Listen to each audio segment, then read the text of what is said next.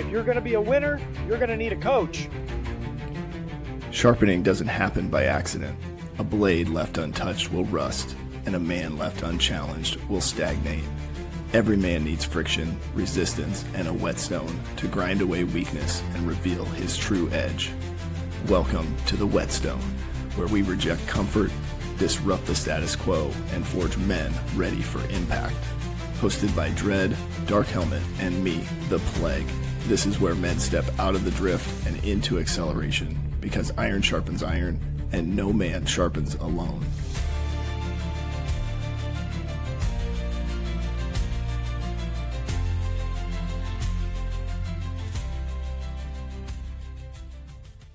All right, real quick, before we get to the substantive portion of the podcast, I need to tell you one thing really quick, and that is this.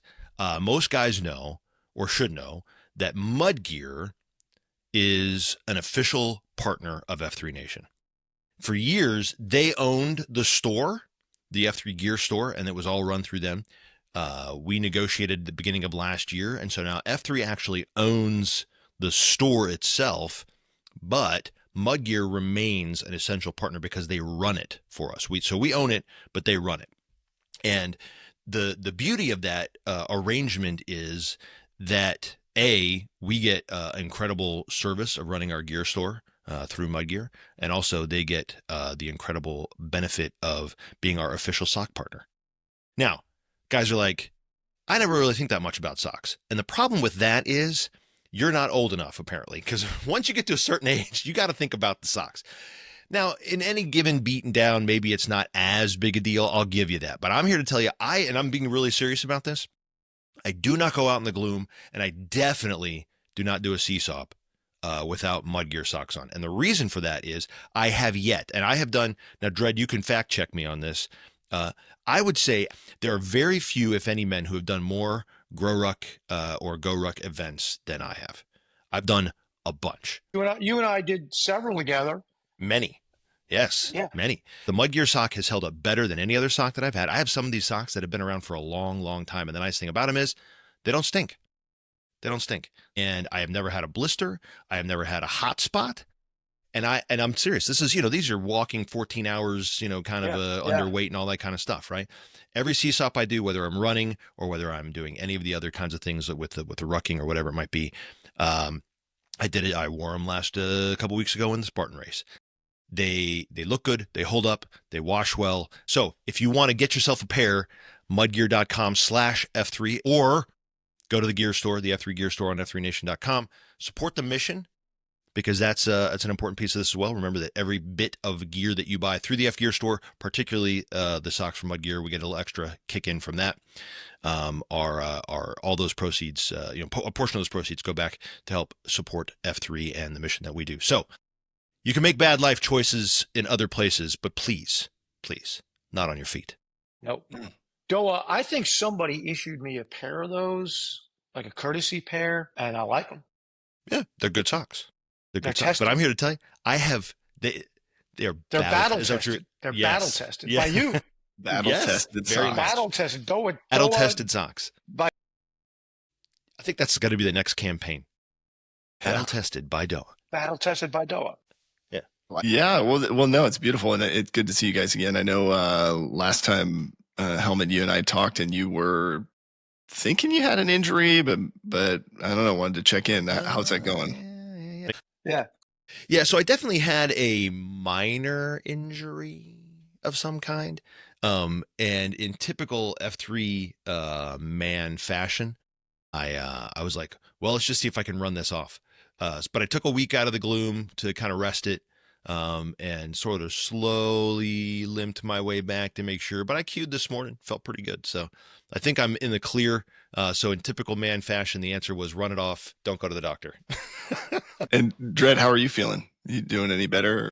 I actually am doing better. Thanks for asking. I've been suffering from femoral acetabular impingement, FAI, for a long time. And I've really focused on it over the last 2 months, staying out of the gloom because it was just antagonizing it. And I am sleeping better because it was keeping me up. So I think I'm close to being able to do strength workouts. And of course, in metro strength workouts, you would think you just stand there, but we don't. So, I mean, You'll still cover like a strength workout means, oh, we only got 2 miles in. yeah, that's right. And Instead of carrying, 800 pounds and stuff. So, but it's been a tough run for me, boo-hoo, because, not being in the groom sucks. Yeah, I'm really looking forward to getting back out there. for sure. Well, I love it. Glad to hear that you're both on the mend, and I'm really excited to just see questions coming in from guys out there that are listening to some of the episodes and the conversations we've been having. Got a couple of questions that would like to kind of go through this morning. One is kind of more about how we navigate shieldlock, Whetstone stuff in a different culture. So this one is coming to us from our man Shredder, who's out of London, and really asking about shieldlock relationships in a culture where there's a lot of diversity in faith. So he says, I can see areas of my life where I could benefit from a Whetstone. I also need a shieldlock. And if we look at the value of iron sharpens iron, how do we get to this like-mindedness with the men we're around when our culture doesn't have the same faith? He's using the Christian faith here as sort of like not a lot of Christians in my area. So I don't know. I would be curious your guys' thoughts on that. How do you navigate in an environment where it's hard to find somebody with a like-minded faith background? Well, a reasonable question. I'm looking at this question. Yeah, it's a good question. It's in writing. And I looked at it. He's a pastor, right, Shredder? And he finds himself at a loss putting together a shieldlock that shares his faith. But I mean, Dark, you come from a different branch of Christianity, for instance, right? Yes. Yeah. Being a member of the Church of Latter-day Saints, Jesus Christ of Latter-day Saints. Thank you. But your shieldlock is comprised of men who are more traditional Christians, right?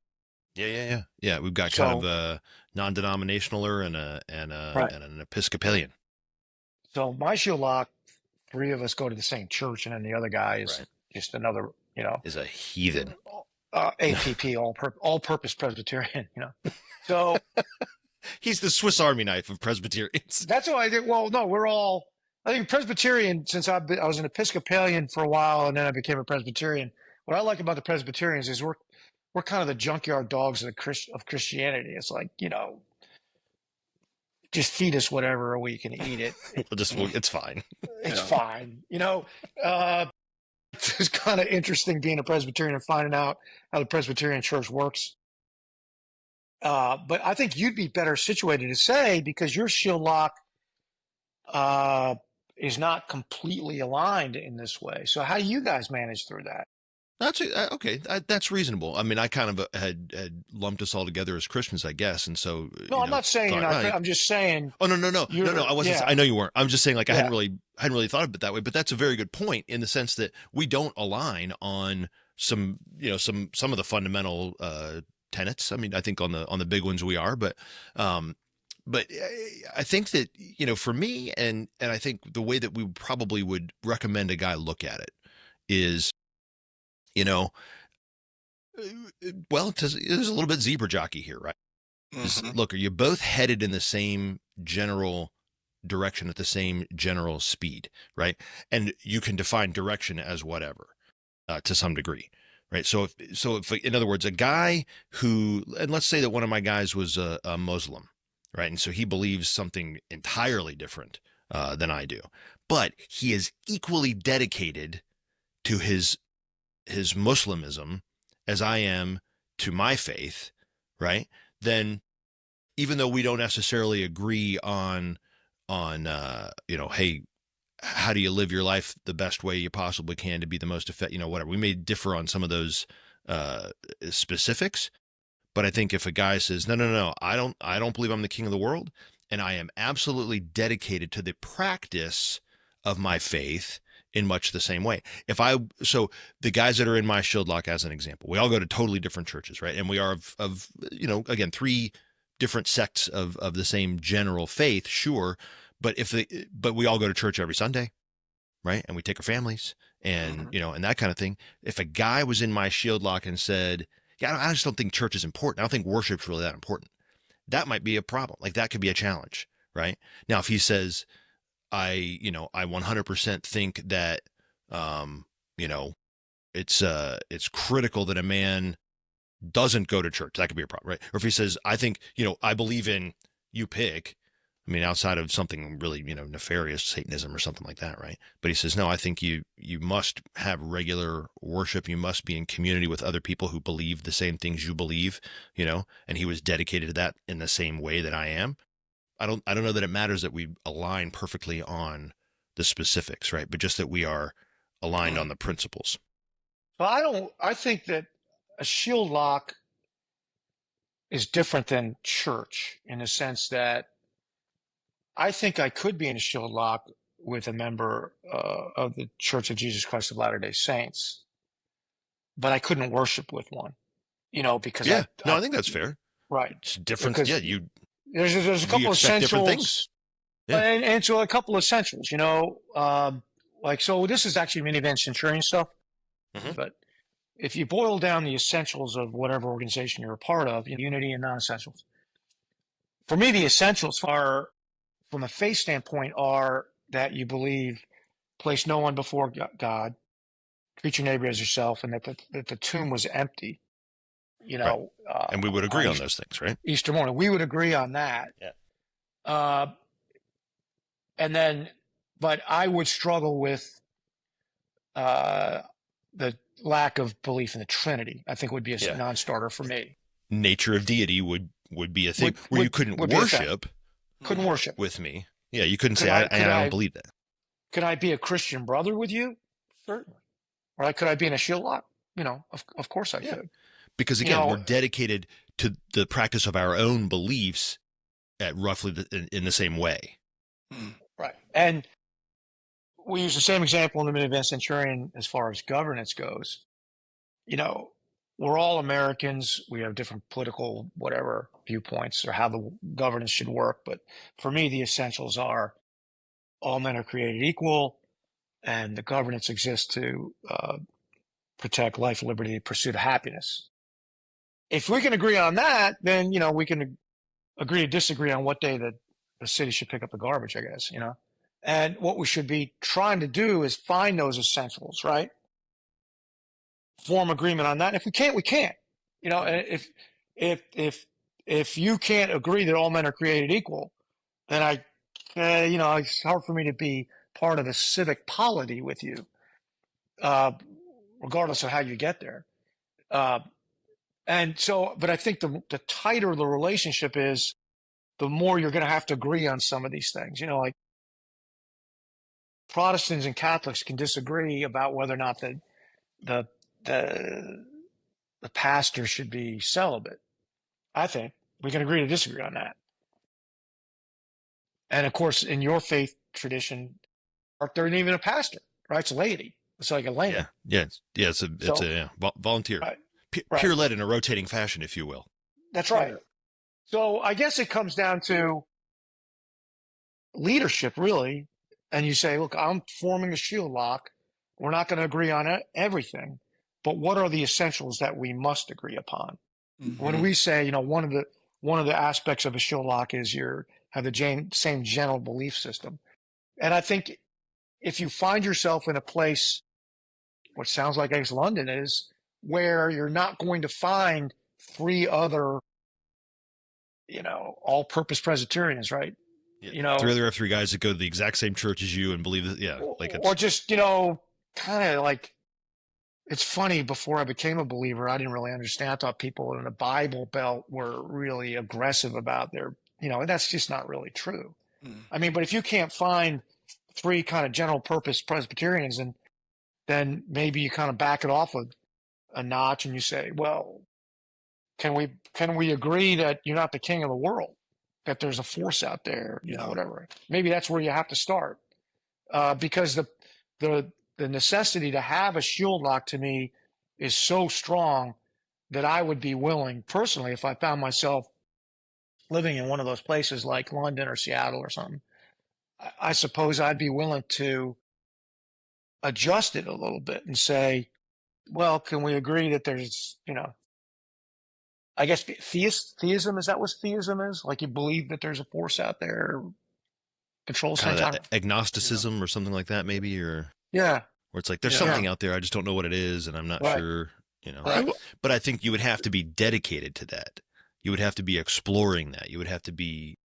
See, I just, again, if in terms of the shared value, right, of your group, for me, you would have to be willing to witness to others your agnosticism with the same zeal and the same, right, belief and centeredness as you would. You can't just be kind of wishy-washy about it. Like you got to really say like, no, I believe this and I read about it and I study it and here I want to try and help. I don't know if you can do that with agnosticism, because I think literally agnosticism I agree. is I don't know. With that, I mean, it's literally I don't know. That's my point. Yeah, that's my point. Right. How you zealously advocate in behalf of knowing nothing, I don't know how you would do it. I don't know either, but I'm just saying, in order to be in a shield lock with a guy like me, you'd have to. Yeah.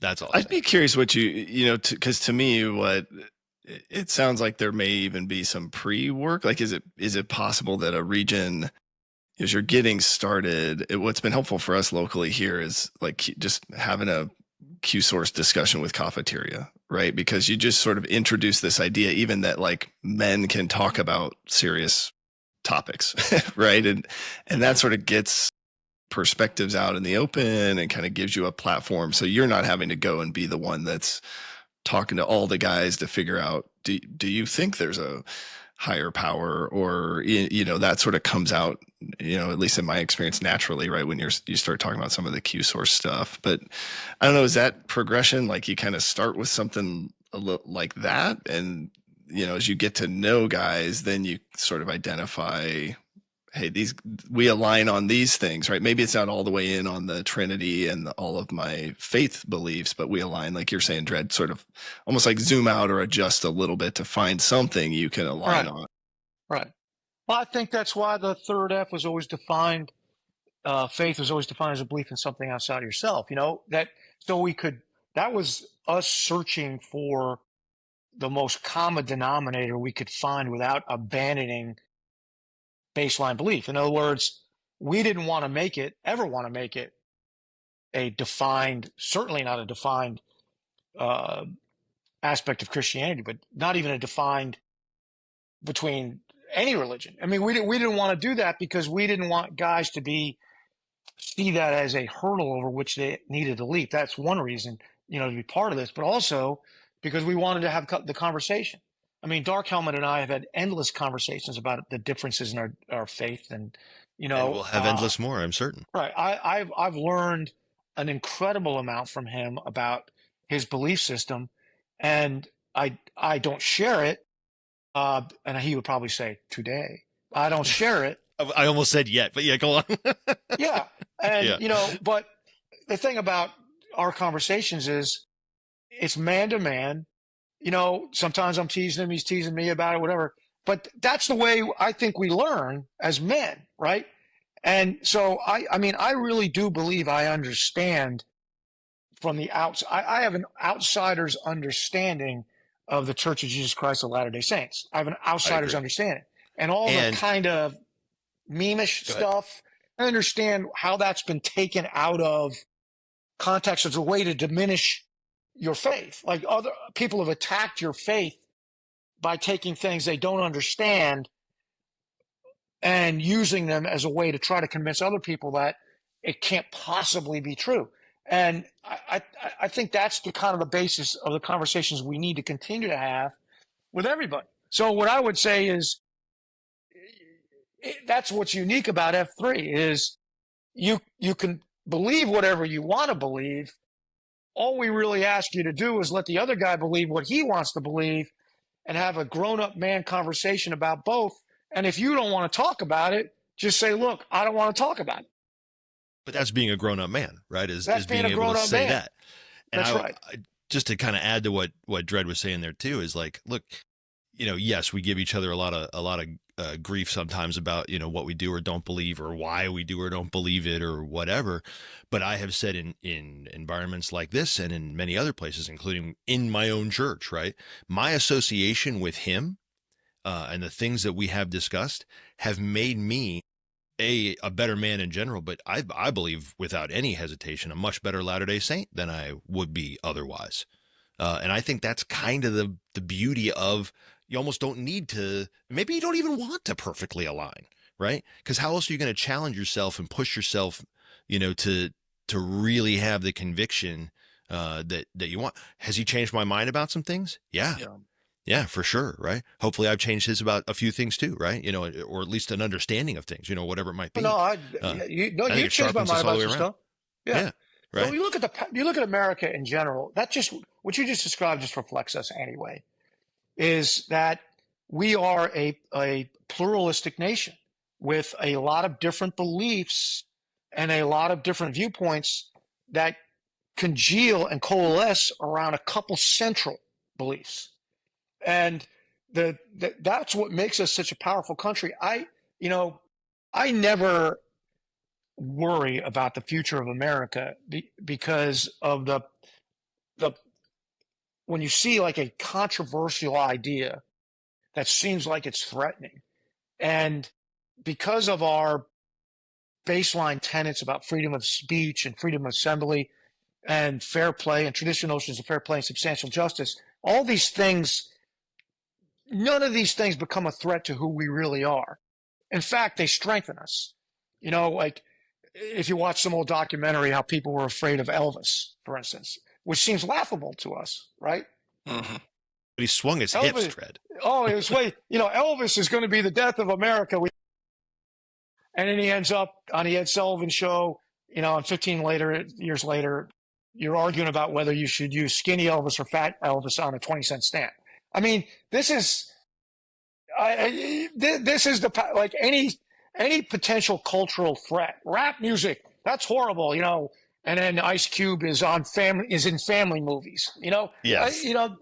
It never happens the way we think it's going to happen, because the overarching ideal of America ends up imbibing a potential threat and digesting it. I know this analogy is a little wacky, but digesting it to make the body stronger. That's what keeps happening. So what I always says, I don't want anybody to be shut down, regardless of how crazy their ideas are. All I want is an opportunity to be heard in opposition. You get to say whatever you want, and I'll stand by peacefully until you say you're done, and I get to say what I want to say. And then the extra turn of the screw is I'll actually listen. I'll listen to what you say. And Persuadable. Right? I have strong beliefs, loosely held. Yeah. I'm persuadable. The problem occurs for us as a nation when you can't be persuaded. Right. I mean, you're so set in your decision, your feelings, that I will not A, listen to opposition, or B, defend my position. An undefendable position probably isn't any good. You should be able to defend it. And the way you learn to defend it is to have it attacked. And you can't, and defending it doesn't mean shutting down the ability of the other guy, right? And that's, I think, the beauty of what we're talking about as it relates to a shield lock is, that ideal, that ability for us to have, again, the grown-up man conversations, to persuade one another, to sometimes conflict warmly, right? That's okay, right? Contend with each other. That's okay. Especially because if we've established what the essentials are to begin with, we can always fall back to that position and say, hey, and Dredd and I have done this many times. In fact, I think we've done it publicly on podcasts, right? He'll have a position, I'll have a position. We do not see eye to eye, and he'll go, all right, but empty tomb? And I'll say empty tomb. And then we move on, right? Because that's the thing. Right. Yeah. All men created equal. Great, move on. But what I was going to say is, I think the beauty of the shield lock is that helps us create the microcosm where these things can happen, right? And to make Dredd's point, and he said this before too, and I'm sure others have, but the way to combat bad ideas is better ideas. It's not shutting down, the ability of people to express bad ideas. Like, free speech, more speech is actually the way to fix this, not, restricting speech. Right. Yeah. And, bad ideas often aren't actually bad. They seem that way when you first heard it. And then, well, you find out it actually is a darn good idea. The hell you say the earth is round. Blah, blah. That's a bad Well, now, idea. What Copernicus or easy where there, would Galileo. we, for our man I mean- Shredder, what would we recommend as a good next step for Shredder, or maybe somebody else in his position? What do you guys think would be a follow the same path that we said, but readjust your governing standards to fit the community that you're in. Find one other guy. He does not have to believe everything you believe. But what is the most likely thing that you can come to on common ground with respect to beliefs? If you can't find a guy that believes that if everybody around you believes he's king of the world anyway, I'm not sure you might want to move. I mean, if you can find one other guy that says, so I'm not king of the world. I understand there's a higher power out there somewhere, governor. If you can find that one dude, I mean, I'm hoping that one guy, just that Shredder's not the only guy in England who believes that. I mean, if you can find that one other dude that agrees that he's not the king of the world, then maybe that's where you start, right? Treat others as you want to be treated. That's pretty universal, right? That's right. That's right. Start there. I love it. Well, Shredder, thanks for the question and the just the ability to pontificate through that.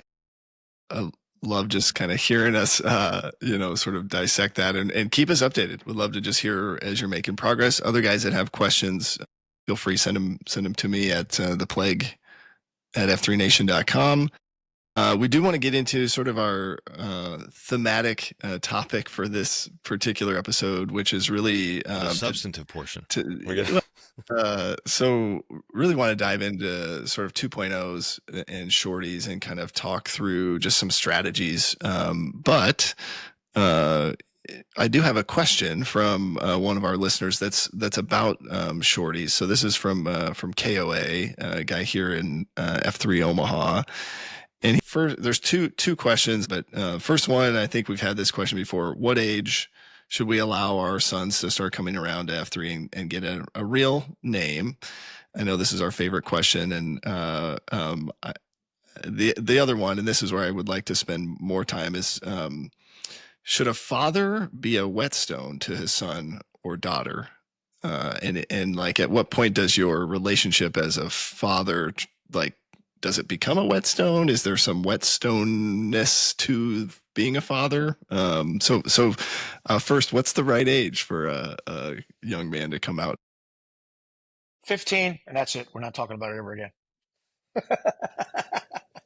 I think it's 15 and a half. I told him he should decide as the dad, but I don't know. There you go. What do you guys think? There you go. He should decide. And then decide. If the kid comes out and his buddies are out there and they're like, hey, I think your kid's not up to this or you're slowing us down, then you should listen. Checkpoint's kid, who is now a Navy SEAL, started coming out, I think he was 14. And we were like, don't bring your kid out anymore. And he's like, well, I think he's mature enough. And I said, no, he's killing us. He's killing us. He's embarrassing us. We cannot stand this. This will not stand. He was such a natural leader and so physically and mentally tough. He probably could have come out when he was 12 years old. Yeah. I mean, here's a 15-year-old kid yelling at F3 Cindy, who's one of the biggest bat flippers in all of F3. He's the bat flipper. Yelling at him for cheating. You got to go all the way down the diagonal stairwell. It's like, it doesn't mean nothing if you do it that way. I mean, my gosh. Grown men are afraid to do that, by the way. Grown men are afraid to do it. Right. Yeah. Yes. So, I mean, so there's that guy. And then I've seen 18-year-olds, who have no business being out there. Who have no business out there. So, and then all the bells and whistles that come up are all individualized on-the-ground leadership questions. Like, well, we got this one kid, his mother's just dropping him off like we're babysitters. Yeah, so you just have to make the call on the ground and be willing to say, get your leadership team in there, your SLT, and say, what are we going to do about this guy? But there was one guy that happened to, and he was told his kid and he just got his ass on his shoulders, Yeah. and he would every once in a while he'd pop up on us on Slack or Twitter or whatever and remind us. I think I saw him once on LinkedIn. Yeah, how terrible we are because his kid. And I was like, start your own workout. That's what I told him. Right. That's what I always tell them. Start another AO and say, I disagree with Kids the SLT. only. Or just start another one where your kid is welcome. I mean, for whatever reason. Like, however you want to do it. Right. Yeah. Right. Yeah. And that's the beauty of it, right? Is I think, I can't remember if I said this in this podcast or not, but the thing, I think one of the things anyway, for sure, but maybe the biggest thing that I got early on in F3 that really just, I was like, this is it. I realized I didn't need permission anymore to be a man. I didn't need permission anymore to lead my family, to lead the men, and to just be a leader. I always thought, well, someone has to tell me I'm in charge before I can be in charge. No, that's not how things work, right? That's how some institutions work, maybe, or something like that. But even then, I got to be honest with you. I'm not the CEO of my company, right, that I work for. Do you think I have influence there? Let me help, right? That's why it's called freed to lead, the unshackling of the modern day warrior, so that you'll go out and lead. I mean, we everything gets centralized, and we're always looking for the expert who's just a guy with a briefcase from more than 50 miles away. We abdicate our agency to that guy and let that guy tell us whether the weather is okay for us or whether or not, we need, another disclaimer. It's like you've been emotionally cantoried. Yeah, just lead. Just lead. Just do it. Lead it. That's the thing. And when guys ask this question, I know it's because they're conflicted, because their kid or someone else's kid or whatever has come out and they're like, well, we just don't know, and some guys don't like it, and blah blah blah blah blah blah blah blah blah blah blah blah blah. And I don't know how to break it to you, man. I've said it 100 times if I've said it once, right? Just what Dredd said. The answer is you're a freaking man who is in a leadership group. My recommendation would be quit trying to make a rule so that you can defend your position vehemently and be like, well, the rule says, and get in there and make a case, have the discussion, disagree. It's fine. Mm-hmm. It's fine. Like, it's important to do that. There are some places in F3 Nation where guys absolutely are like, bring the kids, right? 14 years old, 12, whatever they are. Doesn't matter. There are some guys around here, and I will say that I have told them, like, here locally, I'm like, because guys are like, I don't think we should bring kids. And I'm like, well, Nantan, what do you think? I'm like, I think that if a guy wants to bring his kid, that's fine. Now, I will warn that guy sometimes. Please understand, this group is for men. And if this kid is a man, which maybe he is, then that's fine. But I'm not going to be adjusting my workout, my behavior, or anything else to accommodate him any more than I would for you. Yeah. Right. So this is a group for men. Maybe at 12 years old, that kid is a man. I'll buy that. I have no problem. Like you've seen Titan's kids, his boys at Short Guard, right? Yeah. I mean, monsters. I mean, these guys are high school wrestlers. You got triplets. I mean, they could hang with anybody. The first time, and not just physically, but I remember when they started queuing, and we're giving them all sorts of grief about their queue. I mean, it is the best training they could possibly need, and that's why he's bringing them out there. But if one of those kids was not up to it, I am sure somebody would take him aside and say, "Slowing us down, you know that." Hell, he'd do it himself. He would do it himself. Well, and think about, just Shredder's question, right? If young boys or men are exposed to other men being vulnerable, having conversations, making decisions, I mean, I don't know. To me, that seems like a solution to a lot of the problems. I have 3 girls, so I don't know. Right. Yeah. Well, it's not a problem for me. It leads to the second question, which is, should you Whetstone your own kid? And I'm going to say no. And that's why we have the Concentrica the way it is. With your shorties, that's a different relationship than Whetstone.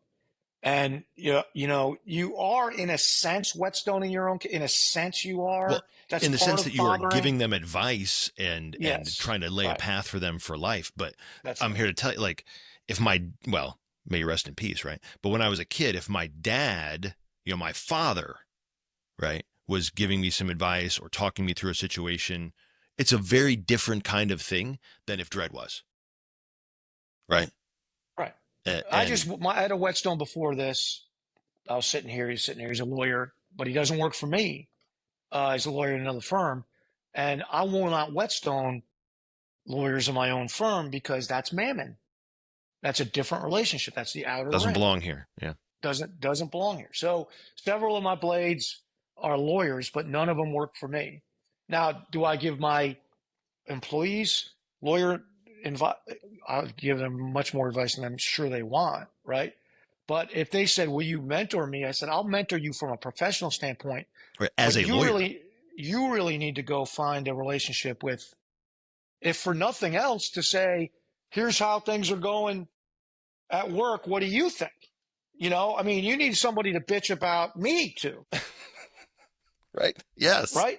And that's because guys are like, "Hey, well, can my wife be?" No, your wife. No, your relationship with your wife. She is not your best friend. She is not part of your shield lock or whatever. You need to. That's a different kind of relationship with different kind of requirements. And I really kind of think it's a cop out to say, uh, I my wife's my best friend, or along the same lines of the question you asked, Plagu, which is, can I Whetstone my own kids? Does that mean you're not Whetstoning? Because your own kids are captive. You're in the car and you're like, we're gonna have a Whetstone session as I drive you to school. To Whetstone somebody, you got to go form that relationship, which requires work. It's not sitting right there for you. It's the same thing when a guy says, "My wife's my best friend." It's like, yeah, that's what a guy without a best friend says. Because Right. or a guy who defers everything to his wife says. Yeah, that's right. That's right. Yeah. It's these individual relationships are part of the Concentrica for a reason, and they're all important to have, I think. And it may sound, goo adjacent to say this, but there's also a power dynamic problem that exists there as well. And when Dredd said they're captive, that's why he can't mentor Whetstone in a Whetstone sense, guys who work for him, because the power structure is all wrong, right? I hadn't thought of that, but that's exactly right. Yeah. They won't be able to feel anything but obligated to do exactly what he says, because it could damage this other or upset this other structure. And so the idea that your wife is anything but your companion, part of the same team, certainly, but a person that you have made a covenant relationship with, right? To try and put that in any other context, I think is damaging to the marriage. And I think it actually kind of just diminishing. It's like saying like, nah, I mean, like my best friend, and I say this all the time, my wife's name is on my road ID, and then John Lambert is on my road ID, right? That guy's one of my best friends in the whole wide world.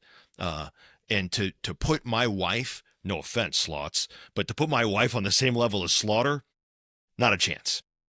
Not a chance. Not even close. No offense to him, right? And same kind of idea, right? To say my kids are going to be the people I mentor. Look, I'm so sorry, but that relationship to me, far more sacred than any of my blades. My blades can all, I mean, they're good guys and I want the best for them. But if they all disappeared tomorrow, fine. Like we'll figure it out, right? But if my kids disappear, it's the wrong kind of relationship. I love it.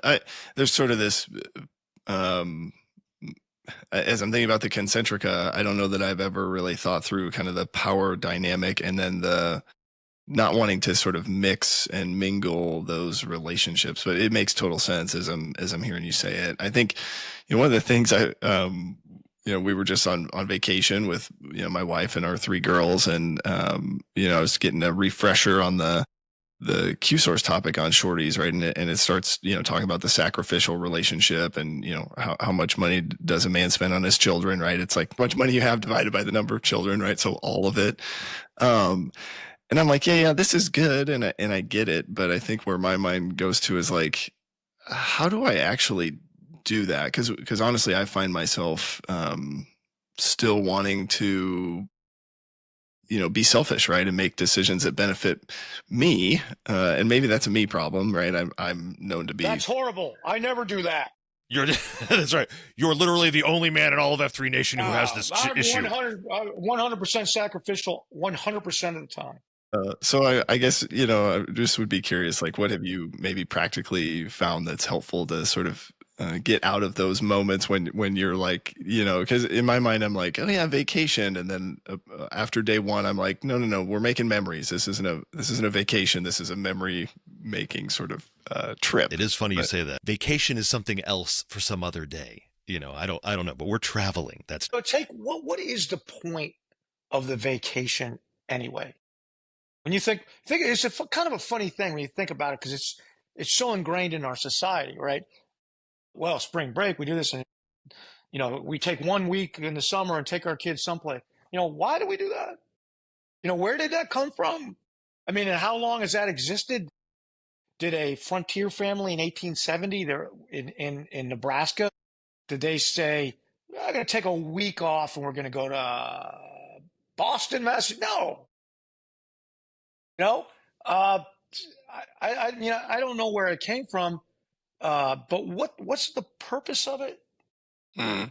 I'm not saying it's bad. I'm saying really take it for a second. What's the purpose of it? When you take your kids and you travel somewhere, so if you say, okay, we're going to go to grandma and grandpa's house so you get to spend some time with them. Okay, that's the purpose, right? Mm-hmm. If you say, hey, we're going to go to the Grand Canyon or the world's second biggest ball of yarn, why are you doing that? What's the underlying purpose of it? Dark, what do you think? I mean, I think it could be individual to each person, but to your point, Plague, you're there to create some sort of bonding memory with your kids, right? I think that's a lot of it, to have family time together. I mean, to see cool things and experience America and whatever. They won't remember it. They won't remember it anyway.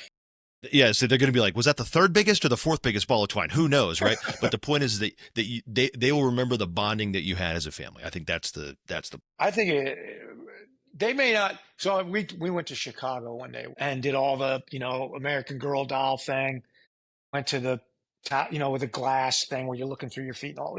Went to a baseball game, all that stuff. They don't remember any of that. Architectural boat tour. Don't remember any of it. Of course, to me, it seems like it was last weekend, right? They don't. They don't remember any of it. So I don't know if it's specific memories you're making. I think but the other side of it is the strengthening of the bond with your children. Mm-hmm. That's what you're doing. Is you are. I think of a family vacation as a CSAUP of sorts. That's going to be helpful. I'm going to use. There's a lot of suffering. Well, yeah, there's a lot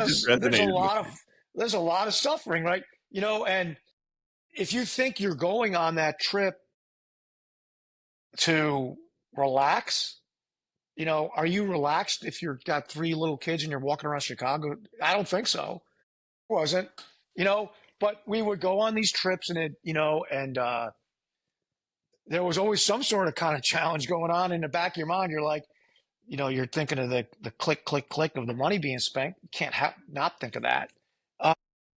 Yeah, you are doing it to strengthen the bonds in your family. And I can attest now that my kids are in their 20s, it does do exactly that. Exactly that. Exactly. I love the CSAUP analogy because and this is me reflecting back, but it's like a different flux, right? We were in Georgia, different population than here in Nebraska, and so my daughter had some questions that she wouldn't have had if we weren't here, right? So it gave me a chance as her father to talk to her about some of those things, and just so it almost seemed like it's just a different place where your kids get to see how do we interact with the world around us. But the CSAUP analogy, that's brilliant. That will help me, and I'm gonna need a pair of those socks then, it turns out. Yeah, that's right. To bring it full circle, right? Yeah. I only wear these socks on vacation. I would be curious because one of the things I'm always trying to find are like the habits that can help me to be present or to be sacrificial, right, in my relationship with my kids and my wife. But some of those habits are like, working out, or, are things that I can't always do when I'm on the road. You talking about personal habits, or are you talking about habits with them?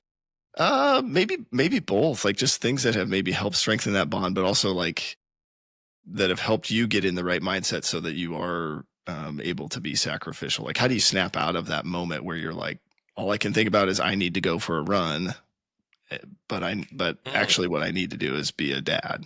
I don't know.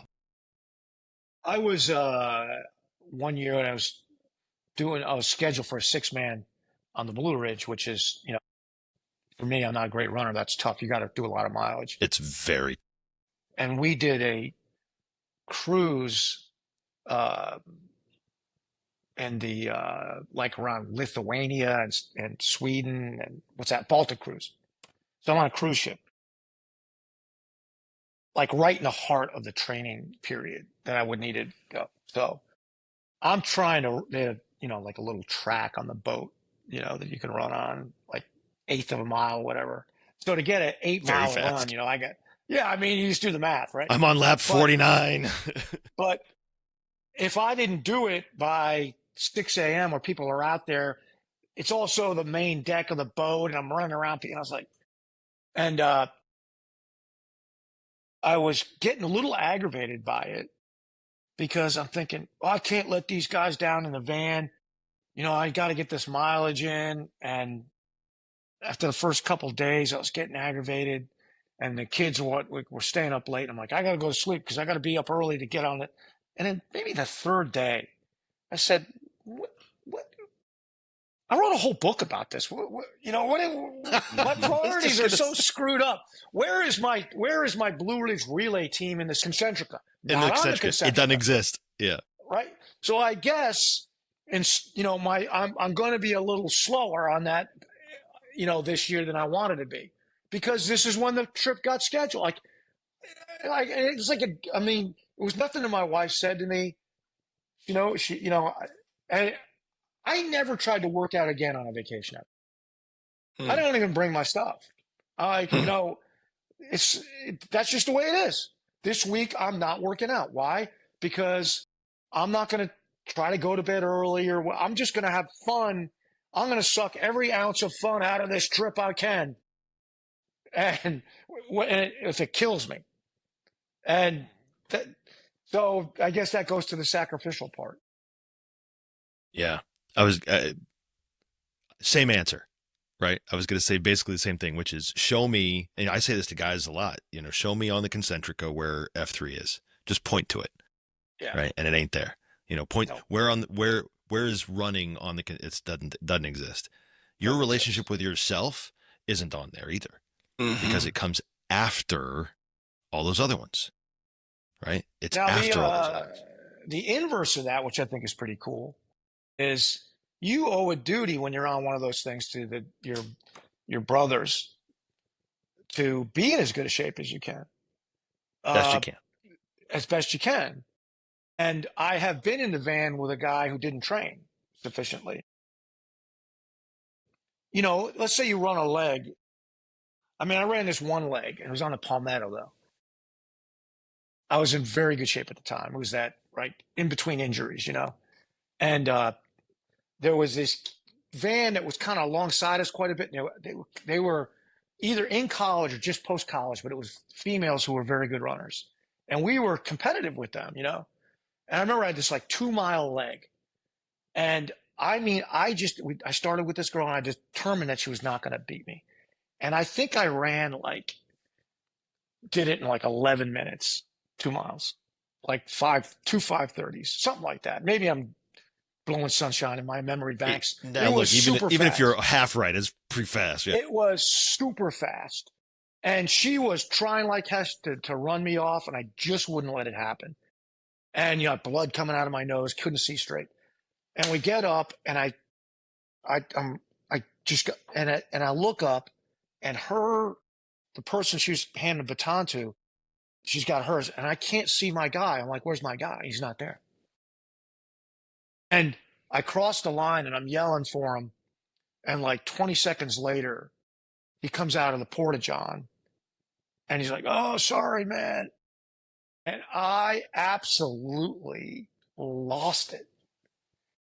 I mean, and I was mad at him anyway because he wasn't in as good a shape he had been in the Hadn't past. trained, hadn't, yeah. And he was bitching, and he's like, and I could see when we got there, he's, 20 pounds overweight. I was already pissed at him. And I just lost it with him.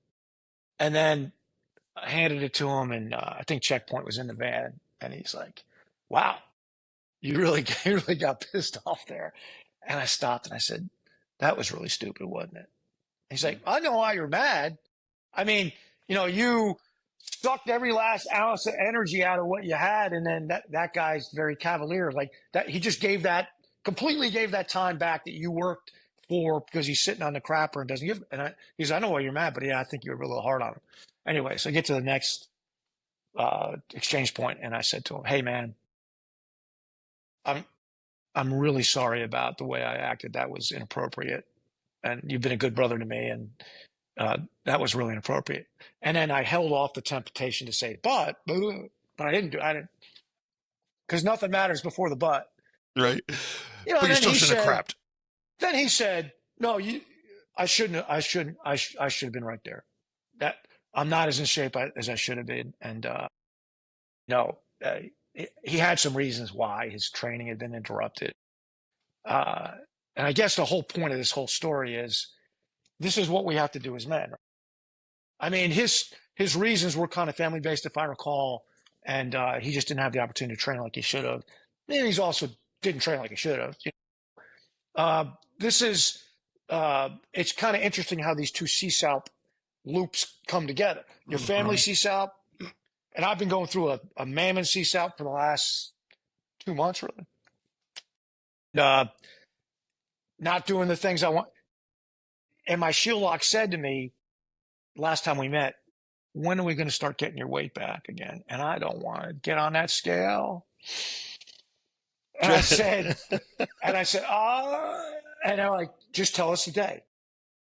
Yeah. And that's the beauty, right? There's no judgment. Yeah. No judgment. Nope. Like we put that on ourselves, right? We put that on ourselves. If Dredd had said 3 weeks from now, they'd have been like, "Fine. It's on the calendar. I expect it in 3 weeks." Right. Fine. Yeah. Fine. And so this is why the Concentrica works. I'm trying to get back to Plagu, your initial thing. This is why the Concentrica works, because not only do those things layer, they also strengthen each other. I'm a far better husband by virtue of having a shield lock than I would be otherwise. I'm a far better lawyer, the mammon side of me, by virtue of having kids. The things, they all work together. Every once in a while, clients after me, I say, "No, I'm not going to be able to do that." Why? Going to my kid's soccer game. "I need to know and I'm like, I'm sorry, I'm just not doing it. I am not going I'm not going to drop the ball. I will meet the requirements of my profession and my ethical requirements, and, as I deem them to be fit, but I'm not going to be able to be responsive to you as you want." And I'd love to say every single time the guy has said, "I respect that decision." Yeah, half the time they fire me. And I say, "All right. I mean, I made a decision, I think, in the criteria that I have. I'm not saying it was an easy decision, but it's a decision that conforms with the criteria, the preset criteria. If I come to a decision point in a rotor, which plate to spin, shorty plate gets spun first. And if that's the way, if you don't like it, fine. But there's also times where I said I can't come to a game because I have to go to trial tomorrow, and I must take that time to prepare. And my kid says, "Daddy, that's not fair." And I'm like, you're right, it's not. But it is what it is. This plate needed spinning. So that would go back to our earlier conversation of leadership. You decide. You got to figure it out on the ground. You decide which plate you're going to spin in the moment. And this is the problem with getting really dogmatic about it, because if you say, well, the shorty plate comes first and that mammon plate's just going to have to wait, right? You lose the trial, you lose some clients, you don't get paid. Now how are you serving your shorties? Right. Right. So that's, when Dredd talks about it being all intertwined with each other, and that's why it takes leadership to figure out and understanding of how, figure out how you're going to do what, when. And I think I feel safe saying this: every time you make it all about you, you will fail.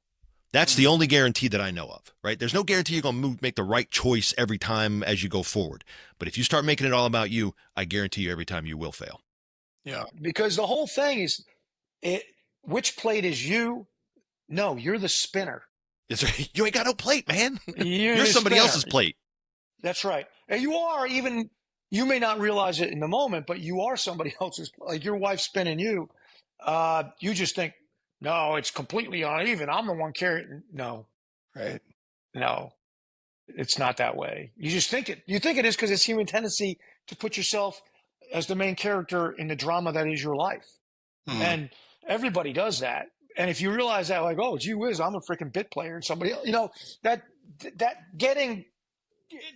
the heart of all faith systems that are meaningful anyway, is that you don't matter nearly as much as you think you do.